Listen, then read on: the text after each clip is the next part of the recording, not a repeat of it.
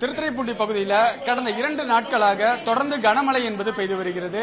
குறிப்பாக அந்த தாழ்வான பகுதியில் தேங்கக்கூடிய அந்த மழை நீரை அகற்றும் பணியில் அரசு ஊழியர்கள் தொடர்ந்து ஈடுபட்டு வருகிறார்கள். இந்த நிலையில திருத்துறைப்பூண்டி புதிய பேருந்து நிலையம் அந்த பின்புறம் உள்ள வீரநகர் மக்கள் அங்கு உள்ள மழைநீர் தேங்கியதால் அவர்களை அருகில் உள்ள அரசு முகாமில் தங்க வச்சிருக்காங்க. அவர்கள் தங்க வச்சிருக்க இடத்துல அமைச்சர் TRP ராஜா, சட்டமன்ற உறுப்பினர் பூண்டி கலைவாணன், திருவாரூர் மாவட்ட ஆட்சியர் உள்ளிட்டோர் நேரடியாக பார்வையிட்டு அவர்களிடம் அமைச்சர் TRP ராஜா குறைகளை கேட்டறிந்து வருகிறார். நம்ம நேரடியாக கேட்கலாம். தொடர்ந்து 2 நாட்களாக கனமழை என்பது பெய்து வருகிறது. தற்பொழுது திருத்துறைப்பூண்டி சுற்றுவட்டார பகுதியில் இந்த மழையின் காரணமாக என்ன பாதிப்பு ஏற்பட்டிருக்கு? நீங்க எந்தெந்த பகுதியில் ஆய்வு செஞ்சிருக்கீங்க?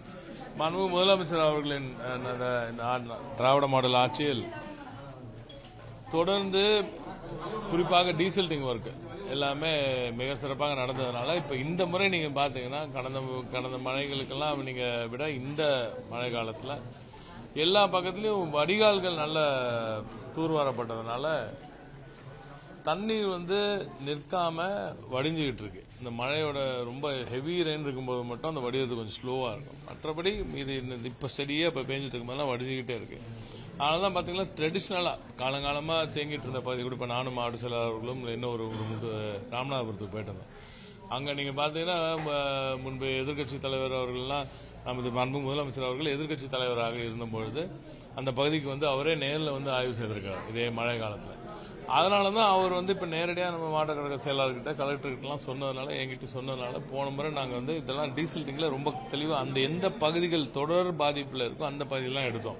குறிப்பா இன்ஃபேக்ட் இப்போ இன்றைய எதிர்க்கட்சி தலைவர் அவர்களும் அப்பொழுது அந்த இடத்தெல்லாம் ஆய்வு செய்தார். ஆனா அதுல ஒன்றும் வேலை நடக்கல. ஆனா இந்த ஆட்சியில திராவிட நாயகன் அவர்கள் திராவிட மாடல் ஆட்சியில் தூர்வாருவதெல்லாம் நல்ல சிறப்பாக நடந்தாலும் வடிகால் நல்லா செயல்படுது. இப்போ ஒரு சில பகுதியில் இப்ப இவங்கள பாத்தீங்கன்னா நீர்நிலையிலேயே தங்கியிருக்காங்க. ஒரு குளத்திலேயே வீடு கட்டி அங்க தங்கியிருக்காங்க. நீண்ட நாளமா நானும் மாவட்ட ஆட்சியர் எல்லாருமே அதை கேட்டுட்டு இருக்கோம் அவங்களை அங்கேயிருந்து நகர சொல்லி. பட் அவங்க வாழ்வாதாரம் பக்கத்தில் இருக்கின்றதுனால அவங்க இப்ப நகர மாட்டோம் சொல்லிட்டே இருந்தாங்க. ஸோ பேசி இப்ப சொன்ன பிறகு இப்போ அவங்க என்ன ஒத்துக்கிறாங்களா, ஆமா தொடர் மழையில எப்பவுமே நிக்குது. கொர்க்கையில ஒரு இடத்தையும் பார்த்துட்டோம். அந்த இடத்துல உங்களுக்கு தனியா பட்டா கொடுத்து வீடியும் கட்டுத்தரும் சொல்லும்போது இப்போ ஒத்துக்கிட்டு இருக்காங்க. விவசாயிகள் குறிப்பாக விவசாயிகள் மிகப்பெரிய அளவில் பாதிக்கப்படுறாங்க. ஏன்னா மழைநீர் நெல் பயிர்கள் அதிக அளவில் தேங்கி இருக்கு. அந்த மழைநீரை வடிக்க என்ன சார் இப்போ வரைக்கும் எந்த இடத்துல பெரிய பாதிப்புன்ற அளவுக்கு இப்போ நான் எதிர்க்கட்சி தலைவர் அவர்கள் கூட ஏதோ ஒரு ட்வீட்லாம் போட்டிருந்தாங்க 1500 ஹெக்டர். அந்த அளவுக்கு இல்லை. நாங்கள் நேரடியாக போய் பார்த்தோம். ஒரு 200-300 ஹெக்டர்ல தான் இருக்கு இப்போதைக்கு பாதிப்பு. அதையும் தொடர்ந்து பாதிக்கிட்டு இருக்கோம். இன்னும் மீதி இருக்கிற பயிரெல்லாம் நல்லா பெரிய பயிரா இருக்கு. அப்போ இன்னும் நாளையும் தொடர்ந்துச்சுன்னா இந்த மழை நாளை இல்ல நாளை மறுநாள் தொடர்ந்துச்சுன்னா கொஞ்சம் பாதிப்பு அதிகமாகிறதுக்கான வாய்ப்புகள் இருக்கு.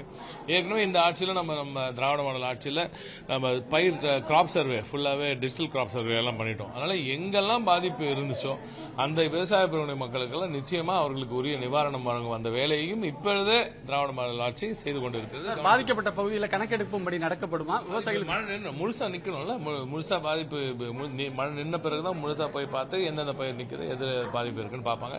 நிச்சயமா பாதிப்பு இருந்தால் அதற்கான நிவாரணத்தை மாண்புமிகு முதலமைச்சர் அவர்கள் நிச்சயமாக தருவார்.